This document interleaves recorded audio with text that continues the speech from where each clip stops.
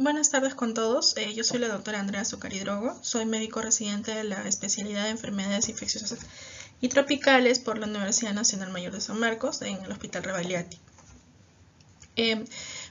Como parte de esta capacitación que recibimos en Telesalud, el tema que he elegido es el de neumocistosis, ¿no? Porque es un tema dentro de mi especialidad en los pacientes VIH bastante frecuente, es la infección oportunista más frecuente que se presenta en ellos.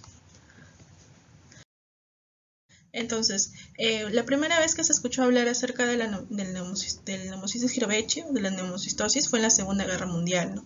Justamente como causa de neumonía en niños prematuros y desnutridos en los orfanatos. Ya luego en la década de los 60, 70 es que se diagnosticaba principalmente en pacientes con neoplasias malignas hematológicas. Y ya luego con la epidemia de VIH a partir de los 80 es que esta enfermedad pues se empieza a diagnosticar y a ver su presencia mucho más en este tipo de pacientes, ¿no? Previamente se pensaba que era un microorganismo, un protozoario, pero luego se realizó los estudios de genómica y se vio que en realidad pertenecía al reino fúngico. Justamente dentro del reino fungi, dentro de los ascomicetes, ¿no? Pertenece este hongo. Y la infección inicial generalmente es en la infancia, a los 2 o 4 años de edad, y luego ya aparece como una reactivación de la enfermedad cuando ya la persona es más adulta y generalmente pues por algún tipo de inmunosupresión, ¿no? Ya sea los pacientes de VIH por inmunosupresión secundaria o los pacientes también oncomatológicos, por ejemplo, ¿no? El neumocistis en general puede tener dos tipos de presentación, ¿no? Ya sea el ambiental, el que encontramos en el suelo, y que es la forma quística, y también es la forma transmisible, es la que ingresa al ser humano por la vía respiratoria, y dentro del organismo se rompe y se liberan los trofozoitos, que son la forma infectante y que se une al neumocito tipo 1. ¿No? Por ser más pequeños, por ser la forma infectante, tiene una proporción mayor que el quiste, que es de 10 a 1.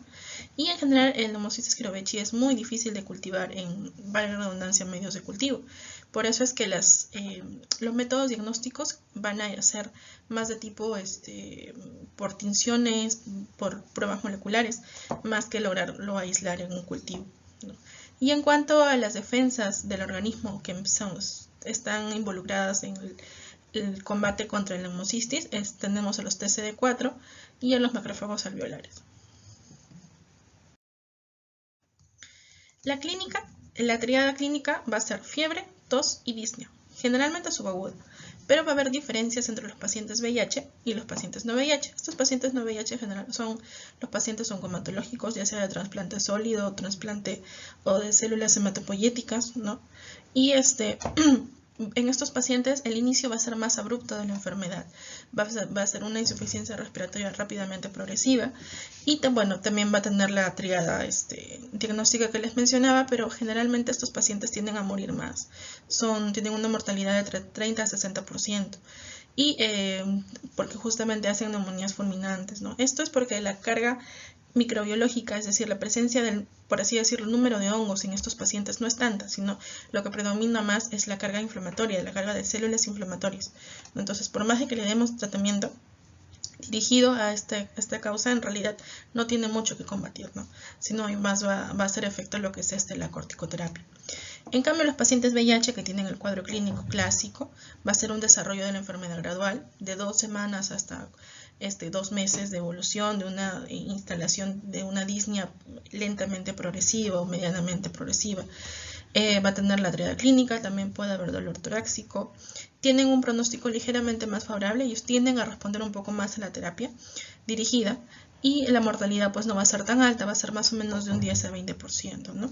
E incluso en los pacientes que debutan con neumotórax espontáneo, y entonces sospechar también de este cuadro en ellos, ¿no? En cuanto al examen físico, tenemos que generalmente encontramos fiebre, ¿no? Y ya luego taquipnia, luego alteraciones, no siempre, pero puede haber alteraciones al examen físico, y ya luego desarrollo de la misma dificultad respiratoria, con desuteración y todo lo demás. En cuanto al diagnóstico, tenemos que el diagnóstico se hace básicamente con los síntomas clínicos muy típicos, más la radiografía, e idealmente debería ser con la identificación del organismo, ¿no? Como les menciono por las diversas pruebas.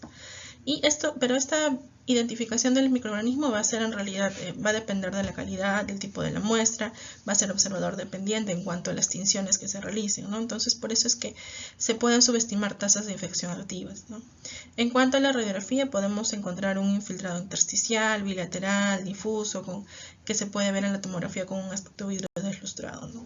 Pero puede haber que entre un 10 a 15% pueden tener esta radiografía normal al inicio de la enfermedad, ¿no?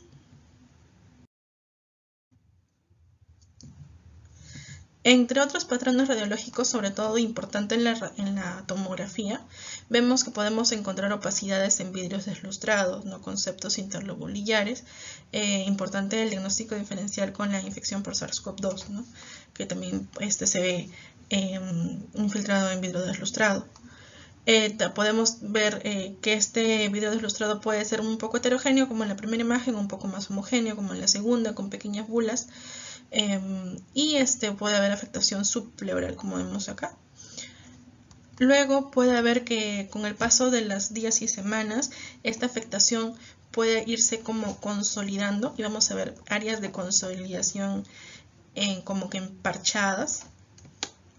Y como les mencionaba, también presencia de bulas, ¿no? Y justamente por la presencia de bulas es que puede manifestarse esa enfermedad como un caso de neumotórax espontáneo. Entonces tenemos que justamente, bueno, acá vemos algunas imágenes de pacientes con esta enfermedad, un par de radiografías como la imagen AID, donde se ven los patrones que les mencionaba, generalmente bilateral, y patrones intersticiales que pueden afectar tanto partes como todos los campos pulmonares. Y en las otras tinciones en las otras imágenes vemos las tinciones, cómo se ven en los microorganismos este hongo Pneumocystis jirovecii, como tipo un sombrero, tienen la imagen como de un sombrero, ¿no? Y también presencia bastante de células inflamatorias en las diferentes imágenes, ¿no? En algunas, sobre todo en los pacientes oncomatológicos, vemos mayor presencia de células inflamatorias y menor presencia del microorganismo. Los métodos diagnósticos, primero el más importante son las tinciones. Las tinciones no inmunofluorescentes, que son más observador dependientes, o depende más de si el personal está realmente capacitado, pero son más accesibles porque no se necesita en realidad mucha tecnología para poder realizarlas, ¿no? Son las diferentes tinciones como la de metanamina gomori de plata, como la de Gram-Geigert, entre otras, ¿no? Y básicamente lo que hace es teñir la pared celular. Pero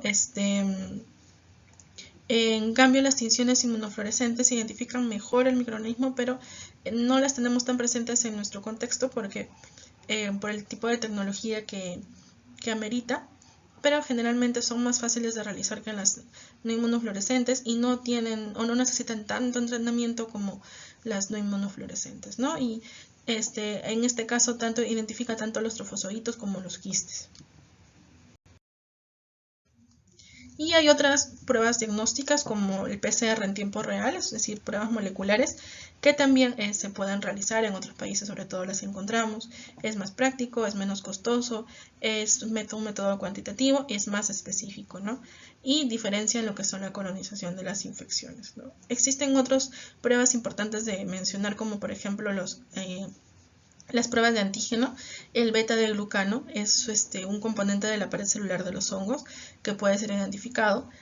No lo tenemos acá en el país, pero igual es importante mencionarlo. Y aparte que no solamente está presente en la pared de Pneumocystis, sino también en otros hongos, ¿no? Así que podrían hacer una reacción cruzada por ahí. Y bueno, eso es un estudio que evaluó cómo funcionaba el 1.3 beta de glucano en pacientes con neumonía por neumocistosis que tenían cáncer, comparado con su gol estándar, que era la reacción de cadena polimerasa. Y veía que tenía una muy buena especificidad y sensibilidad en estos casos, en estos pacientes, ¿no? Así que sería bueno quizás que en el futuro la podamos tener con nosotros. En cuanto al tratamiento y profilaxis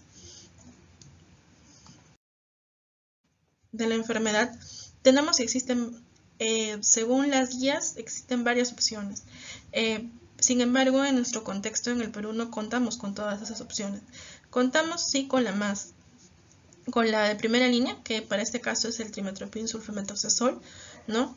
Y que se da dosis de 15 a 20 miligramos por kilogramo por día, basado en el trimethoprim, ¿no? Endovenoso o vía oral, dada en 3 a 4 tomas, o sea, dividida en 3 a 4 tomas. Se prefiere la vía oral cuando el paciente pues está tolerando la vía oral y cuando es un caso leve, ¿no? Cuando es un caso moderado o severo, ya se prefiere la vía endovenosa. ¿Y cómo se define un caso moderado o severo? Cuando ya la presión de oxígeno está menos de 60 milímetros de mercurio, o cuando la frecuencia respiratoria es más de 25, ¿no? Cuando hay una taquipnea franca.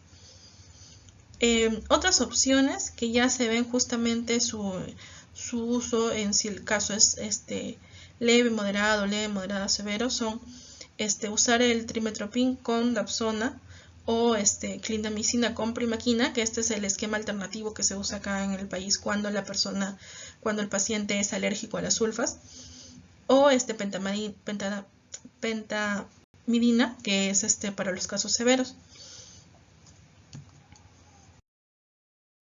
Pero algo que mencionar, cuando el trimethoprim sulfametoxazol tiene cierta tasa de alergia en los pacientes, hay algunos que presentan alergia, y lo que se menciona es que cuando hay alergia y es un caso moderado o leve, se prefiere primero la desensibilización con todas las medidas de seguridad que se debe tener, porque es la mejor opción.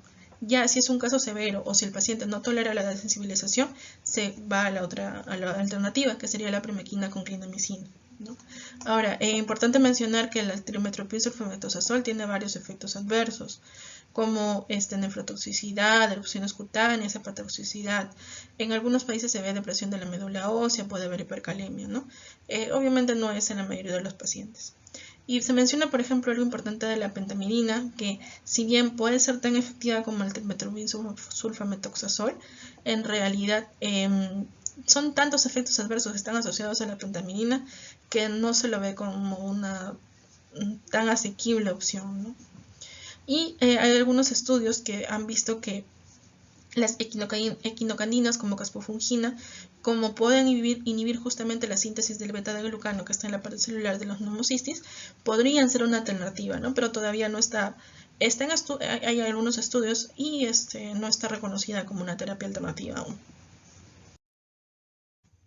Y justamente por eso les menciono este estudio que veía el uso de caspofungina combinada con trimethoprim sulfametoxazol como primera línea de terapia para casos de neumocistosis severos, moderados o severos en pacientes con infección por VIH. Y bueno, compararon justamente en 4 grupos durante 3 semanas, y lo que hicieron es, en el primer grupo le daban terapia con la sulfa durante las 3 semanas, en el segundo grupo terapia con la sulfa durante las 2 primeras semanas y la última semana terapia combinada. En el tercer grupo solo la primera semana fue sulfas y las otras 2 semanas fue terapia combinada. Y en el último grupo las 3 semanas fueron terapia combinada, ¿no? Y lo que se vio es que la terapia combinada no era inferior con respecto solamente a trimethoprim sulfametoxazol, y lo otro es que tenía buenos números en cuanto a la mortalidad en los pacientes, no tenía menor mortalidad, pero no era un estudio clínico aleatorizado tipo ensayo clínico, ¿no? Sino era un estudio analítico, pero no clinical trial, y por eso, bueno, se necesitan más estudios, ¿no? Los estudios que hay hasta el momento son de este tipo. Y bueno, también se veía que tenía la terapia combinada una mejor supervivencia de los pacientes a largo plazo con respecto a la monoterapia con trimethoprim sulfametoxazol. En cuanto a la profilaxis, se ve que en los pacientes básicamente cuando tienen un CD4 menos de 200, está indicada la profilaxis también va a ser con trimethoprim sulfametoxazol, una tableta diaria o una tableta interdiaria, dependiendo de qué tanta tolerancia tengan al medicamento. Y si los pacientes igual, ¿no?, son alérgicos, hay otros esquemas basados en las mismas medicinas que estábamos conversando hace un momento. Bueno, es un tema bastante largo, he tratado de dar algunos alcances bastante puntuales, importantes. Espero que haya sido de su agrado, ¿no? Muchas gracias, que tengan un buen día.